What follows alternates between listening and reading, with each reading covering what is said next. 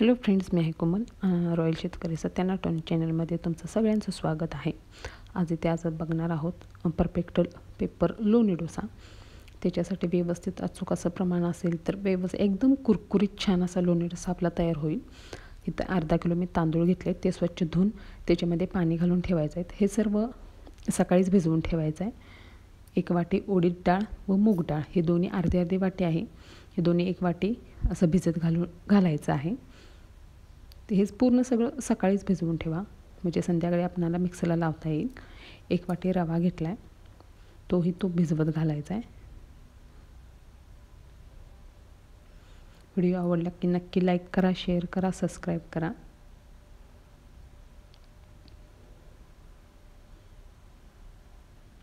एक वाटी पोहे पण घेतलेत.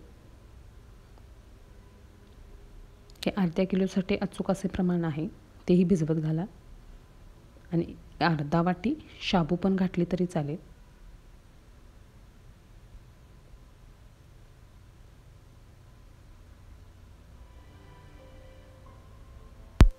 हे सर्व मिश्रण मी रात्रीच मिक्सरला लावून ठेवलं होतं. पॅक बंद डव्यामध्ये ठेवायचं, त्याच्यामुळे ते चटकन फुलून येतं वरती. दुसऱ्या दिवशी सकाळी एका पातेल्यामध्ये ओतून त्याच्यामध्ये थोडंसं मीठ घालून व्यवस्थित हलवून घ्यायचे आहे. एका बाजूला आपण बटाटा करायला घ्यायचा आहे. एका पॅनमध्ये जिरे मोहरी घालून कांदा, मिरची, कढीपत्ता घालून व्यवस्थित हलवून घ्यायचं आहे. थोडीशी हळद व थोडंसं मीठ घालून त्याच्यामध्ये बटाटा घालून व्यवस्थित तो परतवून घ्यायचा आहे. हे बटाटे मी रात्रीच उकडवून घेतले होते, कारण सकाळी खूपच घाई असते, त्यामुळे थोडीफार मी रात्रीचीच तयारी करून ठेवते. कुणाला ह्याच्याबरोबर चटणी आवडत असेल तर चटणीही केली तर चालेल. मी दोन्ही केलं होतं, बटाट्याची भाजी पण केली होती आणि चटणीही केली होती.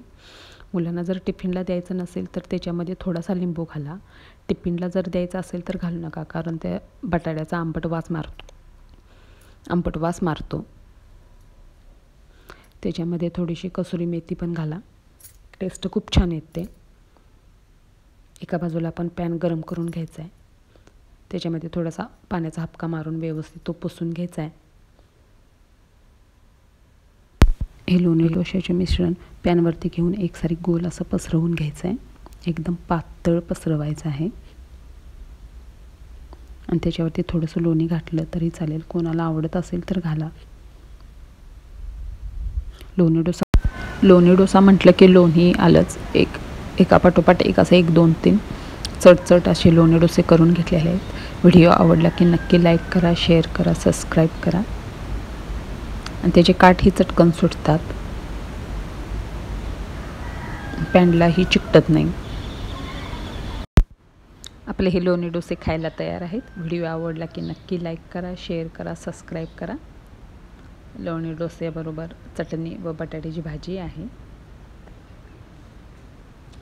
कमेंट बॉक्समध्ये नक्की सांगा तुम्हाला हा लोणी डोसा कसा वाटला. थँक्यू.